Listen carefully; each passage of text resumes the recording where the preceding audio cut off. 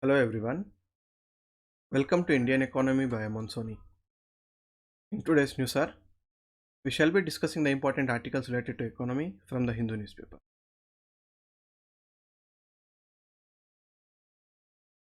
In the page 1 and editorial page, there is no news related to economy today, so we can skip it. In the explainer, the article is about the India-Australia trade agreement. We have been seeing how India is trying to enter into trade agreements with various countries. Previously, we entered into an agreement with the UAE, and we are also in talks with revising our agreement with the UK, and now India is planning to enter into agreement with Australia. The talks for this agreement have been going on from 2011, but the negotiations are stopped in the between. But again, from September 2021 during the pandemic, the negotiations picked up again and the agreement is kind of finalized. So what is the agreement? The agreement is the ECTA, Economic Cooperation and Trade Agreement, and currently the trade between India and Australia is around $27 billion. If we enter into the trade agreement, the free trade agreement, which would give access to various goods of each other country, the bilateral trade between both the countries would be increased to almost 45 to $15 billion in 5 years. So we can see it is almost doubling. And under the agreement, India has to give almost access to around 85% of the Australia's exports, and that would be at zero duty. And India would get zero duty access to Australian market for around 5 years. And apart from increasing the bilateral trade, the agreement would also increase almost 10 lakh of job opportunities. What are the main features of the agreement? The agreement clearly defines rules for the rules of origin. Rules of origin are nothing but the product description has to contain where the product is originated from. And there are also clear measures regarding anti-dumping measures, and there are also provisions regarding the mechanism for resolving trade disputes, because whenever we are doing trade with anybody, there will be a dispute in future, there are chances for disputes, and we need to have a mechanism for solving those disputes. Then the job would be easier. So the agreement already contains how the disputes would be resolved if we get any disputes in the future. And it also contains a provision regarding the compulsory review mechanism after 15 years of implementation. This is the first time that India is having this provision in the trade agreement. Under this compulsory review mechanism, after 15 years of implementation of the agreement, both the companies would revisit the agreement. They will review how the agreement has impacted each other's country, whether it has favorably benefited any one country more than the other country. All that would be seen, and any rules and regulations which need to be revised, any provisions have to be dropped, or any new provisions to be added, all that would be reviewed after 15 years of implementation. So this agreement has a specialty, it has a compulsory clause for review mechanism after 15 years. Under the agreement, what will Australia get? Australia will get access to certain agricultural varieties when it comes to the export of certain agricultural produce, and not all the agricultural produce. And the certain items which are allowed are potatoes, lentils and meat products, and that too with certain terms and conditions. And here bovine meat is not a part of the agreement. Bovine means cows, so the cattle meat is not part of the agreement. Australia is a major cattle economy, where in USA and Australia the cattle would be grown in huge patches of land called as ranches. Under ranching, the cattle would be grown at a large scale, and that particular manufacturer who would export at a huge scale, the Indian manufacturer or the Indian producer, he can't match up to the person who is having economies of scale, because of which we have specifically dropped that out of the agreement to protect our domestic producers. And the agreement would involve transfer of technologies for food processing machineries, And for the first time, India is trying to open up the alcoholic and non-alcoholic drink, even including the Australian beer under the agreement. And certain Australian wines costing more than $5 would be facing a lower import duty in India. This would increase the competition for alcoholic beverages in the Indian market.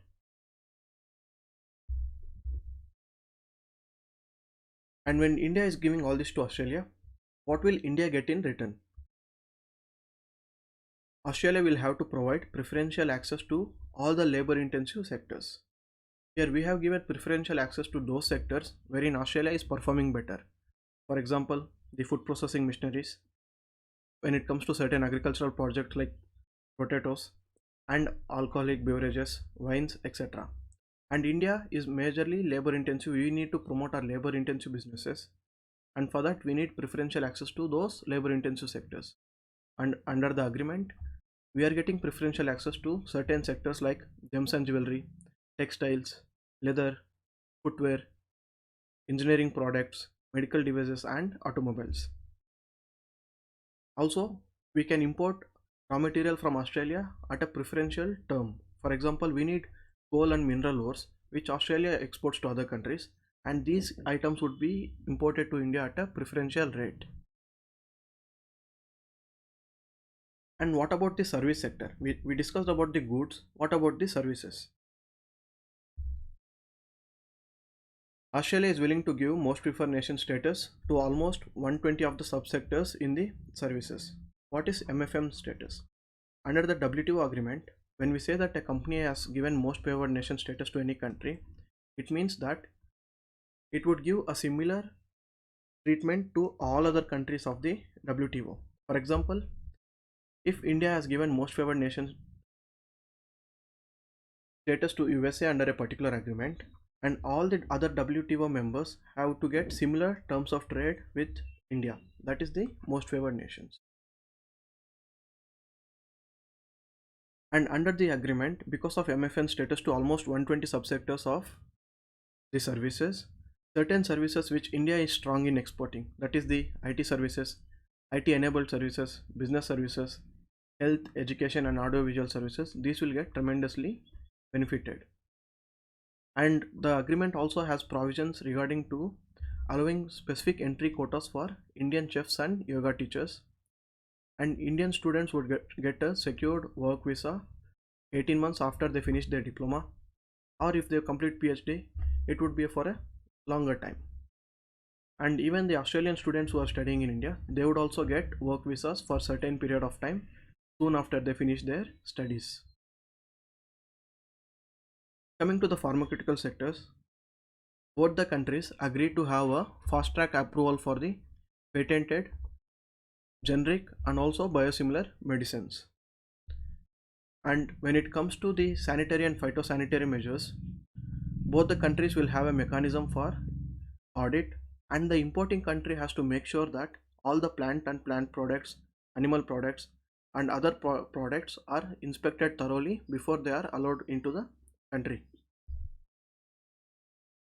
So as we discussed in the very beginning, this article also has a clause with respect to dispute settlement mechanism. And what are the dispute settlement mechanisms allowed here? Both the countries have agreed to hold consultations and bilateral discussions and to find a solution.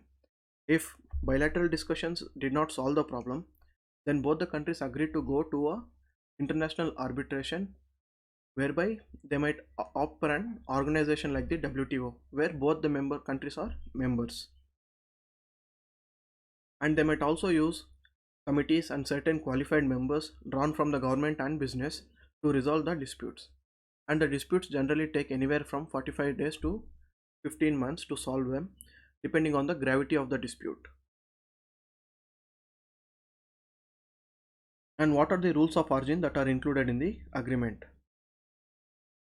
The rules of origin is based on the principle that the product that is being imported from that particular country, it has to be completely manufactured or produced in that country, or certain percentage of it has to be manufactured or produced in that particular country. This section will protect country from anti-dumping. For example, If India has a trade agreement with say Japan, and if China has to dump into directly into India, it won't be possible because India don't have an agreement with China, for example. So what would China do? China would send the goods to Japan on paper and then ship them for India through Japan. So what will happen if we know the place of origin? If the product has to mention the place of origin, it has to have manufactured in China. So then the customs duties of what would be applicable to China would be applicable. So having rules of origin allows countries to know from where the particular product or item is coming so that we can track and we can avoid anti-dumping into our country.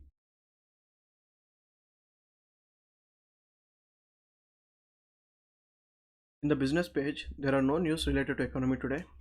We can skip the news related to HDFC, the manufacturing of PMI.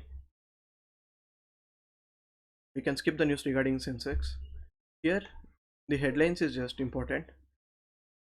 Because of the COVID pandemic and the fall in production in the domestic economy, our imports are increasing day by day and they are hitting record highs.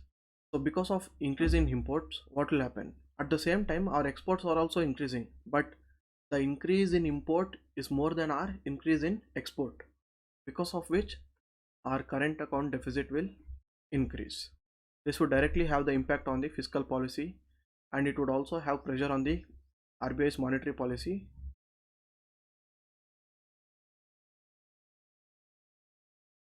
We can skip the Amazon news. We can again skip the Indigo news and this news. These are the articles related to economy today. Thank you so much.